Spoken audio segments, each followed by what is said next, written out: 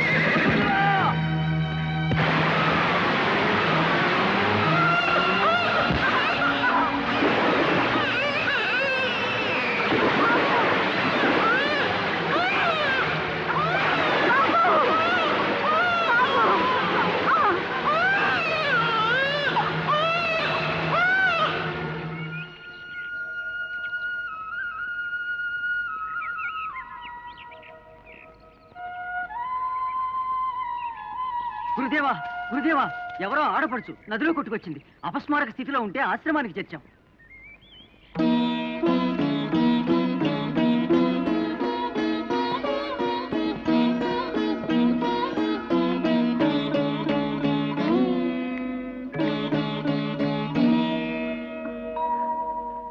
నా బిడ్డ, నా పసివాడు ఏమైనాడు? నేను ఇక్కడికి ఎలా వచ్చాను? నీవు జమదగ్ని మహాముని ఆశ్రమంలో ఉన్నావు తల్లి. స్వామి, స్వామి, స్వామి, మీరే నాకు దిక్కు. ముక్కు పచ్చలాడని నా బిడ్డ నాకు దక్కేలా చూడండి స్వామి.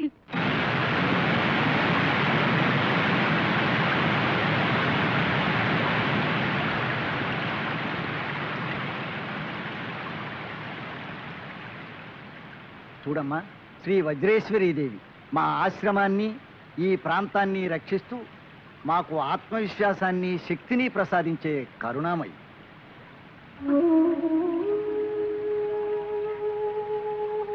దీన బాంధవి, నా పసివాడు ఎక్కడున్నాడు, ఏ స్థితిలో ఉన్నాడు? నేను వెళ్ళి వెతుకుతాను. దారి చూపించమ్మా. ఆవేశపడకు తల్లి. నీ బాలుడు ఎక్కడున్నాడని వెతకగలవు. ఆ దైవం మీద భారం వేసి నిరీక్షించు. సమయం వచ్చినప్పుడు ఆ దేవతే నీకు దారి చూపుతుంది. నా బాలుడు జీవించి ఉండకపోతే నాకు మాత్రం ఎందుకు స్వామి ఈ జీవితం? సెలవేయండి. నా పసికందులు వెతుక్కుంటూ పెడతాను. కనిపించకపోతే నేను కనిపించకుండానే పోతాను. అధైర్యపడకు తల్లి.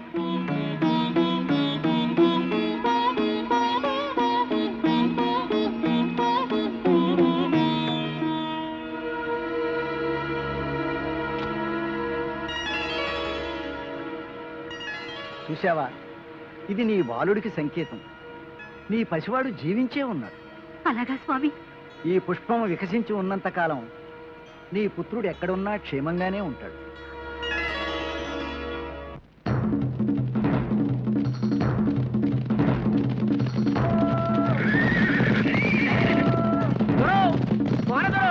నదిలో బిడ్డ దొరికినాడు, నదిలో బిడ్డ దొరికినాడు దొరా.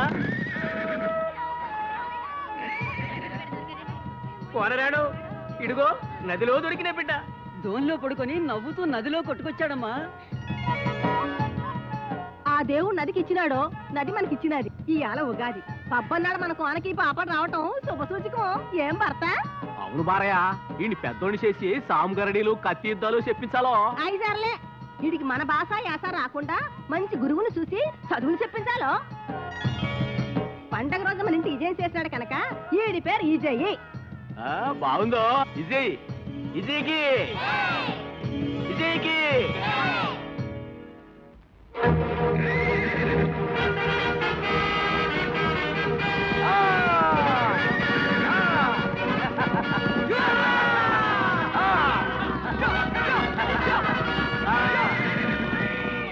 ఇదెట్ట గుర్రం వెనక్కు పోతుందో. విజయ, నువ్వేం భయపడక, నేను వస్తున్నా. భయపడకుండా గుర్రాన్ని పట్టుకో.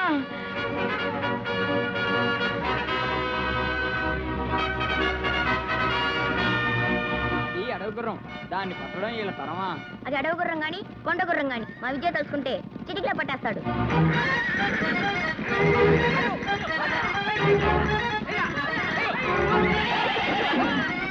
పట్టుకో పట్టుకో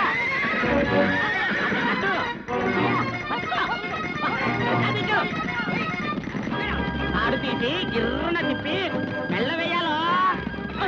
సన్నతుల బామెళ్ళ కాదు.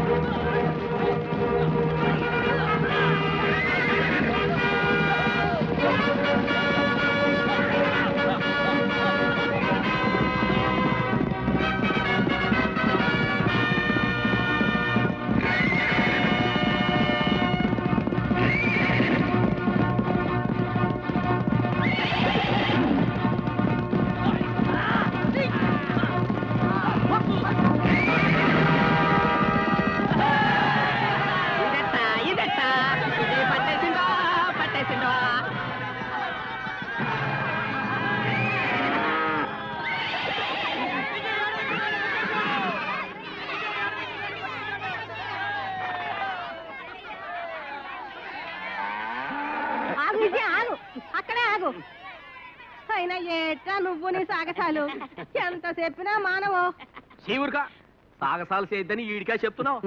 విజయ, అడవి గురాన్ని లొంగదీయటం అంటే అబ్బో నీకే చెల్లిందిరో. మన కోళ్ళలో నిన్ను మించిన ఈరుడు లేడని మా లిరు చూసేసావు. ఆ గొప్పతనం అంతా మీదే నాన్న. మీరు అమ్మా నన్ను అలా పెంచారు. మరి నన్ను నిన్ను కనిపించారు గనక నువ్వు నాకంటే గొప్పడివి. సరేగా నిజయ, ఈ సంతోష సమయంలో ఏదన్నా కోరుకోరా తీరుతా. కోరిక? నాకేం కోరికలు ఉన్నాయి? కోరుకోరు. నాన్న అడుగుతా ఉంటే వద్దంటావేటో. నాన్న, మీరన్నది బాగున్నది, నేననేది బహుబాగున్నదని మీ చేత అనిపించమంటారా? చెప్పరా, చెప్పు. మీరే ఏదైనా కోరుకోండి. మీ కోరిక తీర్చడమే నా కోరిక. చమత్కారే. అయితే కోరుకుంటా చూడరా. ఈ ఈశాన్య దిక్కున అలా అలా వెళ్తుంటే ఓ పెద్ద అడవి ఉందంట. ఆ అడవిలో జలరుచం ఉందంట. జలవృక్షమా? ఆ చెట్టు కొమ్మ నరిగితే నీళ్ళు వస్తాయంట. ఆ నీళ్లు తాగితే ఈ ముసల్తనం పోయి యవ్వనం వచ్చుద్దంట. ఆ నీళ్లు ఏంటి? ఆ నీళ్ళు తాగి ఇంకో ఇతను కట్టుకుని ఊరేగుతావా? మన కోణ జనాభా పెరుగుద్ది. అలాగే ఇప్పుడే బయలుదేరుతాం. పద పడ్డనా. ఆగండి ఆగండి. నిజంగా వెళ్తున్నారే? మరి ఆయన యవ్వనంతుడు, నేను ముసిలిదాన్ని. ఏం బాగుంటదిరా. తాత తెచ్చిపెట్టంటే గుక్కింది. ఎవరు కావాలి?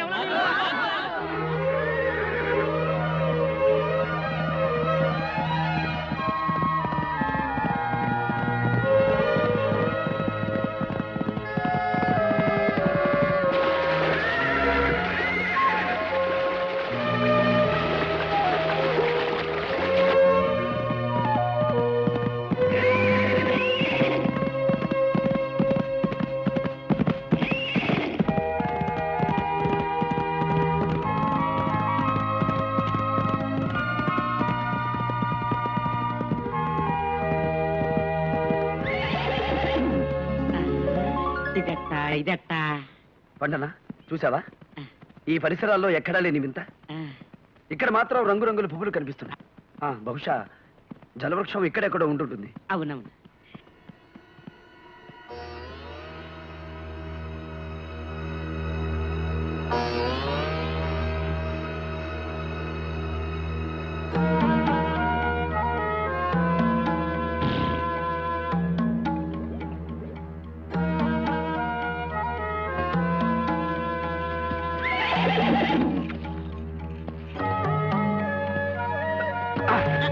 నమ్మద్దు నమ్మద్దు పట్టుకో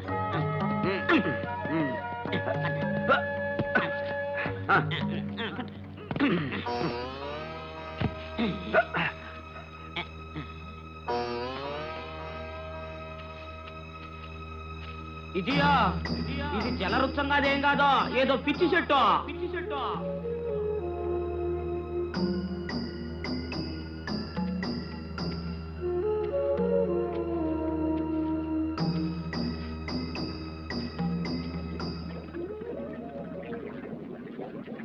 ఎక్కడి నుంచో నీళ్ళ శబ్దం వినిపిస్తుంది ఇదియా లోపల నీళ్ళు గొడగొడగొడగొడగొడమంటున్నాయి ఇదే జలవృత్తమా ఇదెట్టా జలవృత్తమా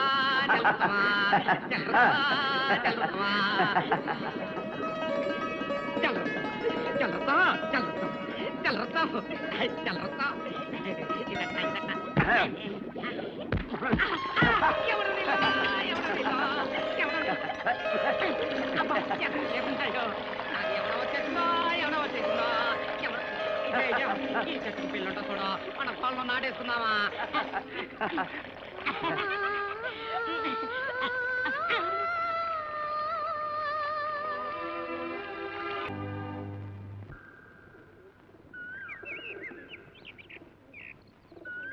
ఆహా 1000 కోయిలల మధుర గానం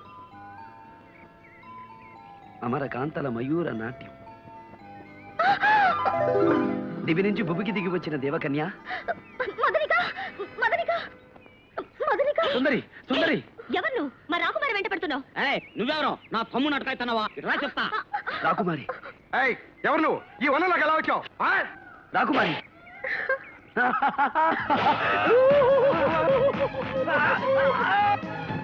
రాకుమారి బంధించండి బంధించండి రాకుమారి మీ సుకుమారమైన బాహుల్లో బంధించండి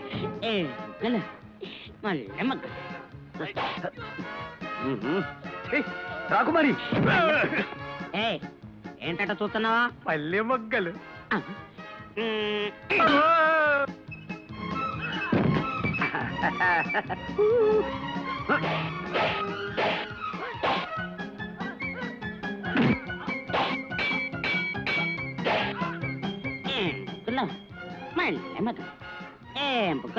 మల్లె మొగ్గలు మళ్ళీ మళ్ళీ మళ్ళీ వచ్చావా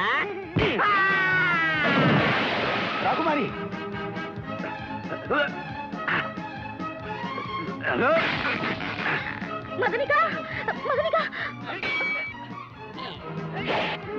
వాళ్ళు గాఢ ప్రేమలో ఉన్నారు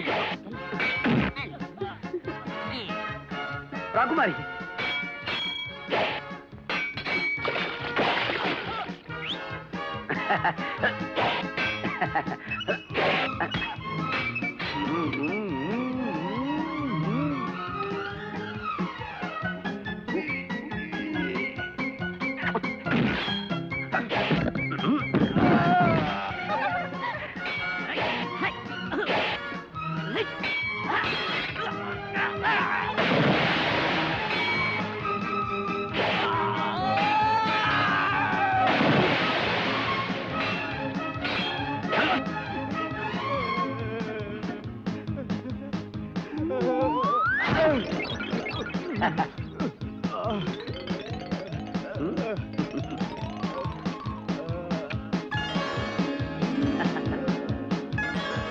నీళ్ళలో దోస్తావా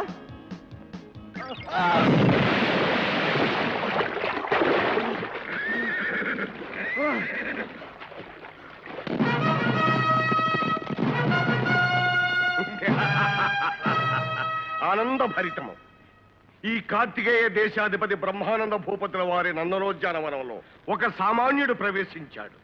ఆశ్చర్యభరితం. రాకుమారి పద్మావతీ దేవిని చూసి ఆమె గానాన్ని మెచ్చుకున్నాడు. సంతోషభరితం. అంతేకాదు ఆమెతో సంభాషించాడు కూడా. వినోదభరితం. అది కాదు మహారాజా. నార్మై, పువ్వుల మీద వాలే తుమ్మిద పురుగు కూడా వనంలోకి రావడానికి వీల్లేదని నీకు తెలియదు. వచ్చాడు. వస్తే అతన్ని పట్టి బంధించి తీసుకొచ్చి నా ముందు నిలబెట్టాలని నీకు తెలియదు. బంధించలేక అతని చేతిలో ఓడిపోయామని చెప్పుకుంటున్నారా సిగ్గు లేకుండా? అవమాన భరితం. అసలు నువ్వేం చేస్తున్నావు సూరవర్మ? మొత్తం సైనిక బలానికి అంతటికి నాయకత్వం వహిస్తున్నా. ఇది నీకు అవమానం కాదు? అమ్మాయి రక్షణ కూడా తమ్ముడే వెళ్ళాలా? వాళ్ళంతా ఏం చేస్తున్నారో ఎందుకున్నారో నిగ్గదీయండి. ఇంతకు ఎవడవాడు? వీరాకి వీరుడిలా ఉన్నాడు నాన్న. కత్తి యుద్ధంలో కథలు తొక్కాడు. మన సైనికులంతా చిత్తు చిత్తు. ఆహా, ఖడ్గవీరుడు అన్నమాట. ఎలా వచ్చాడు? గుర్రం మీద వచ్చాడు మహారాజా. వాడు వచ్చింది గుర్రం మీద ఏనుగు మీద అని కాదు ప్రశ్న. ఏ విధంగా లోపలికి వచ్చాడు అని. ఏ విధంగా రావడం ఏమిటండి? ఇక మీదట ఎవరు ఇలా రావడానికి వీలేదని చెప్పండి. తెగించొస్తే కాళ్ళు చేతులు కట్టి మీ ముందు పడేయమని చెప్పండి. విన్నారుగా మహారాణి వారి ఆజ్ఞ. మీకు చేత కాదంటే చెప్పండి. అమ్మాయిని అసలు ఉద్యానవనానికి వెళ్లకుండానే కట్టడి చేస్తాను. నాన్న, పోనీ నేనే స్వయంగా వచ్చి నీ రక్షణ బాధ్యత వహిస్తాను. సరేనా తల్లి?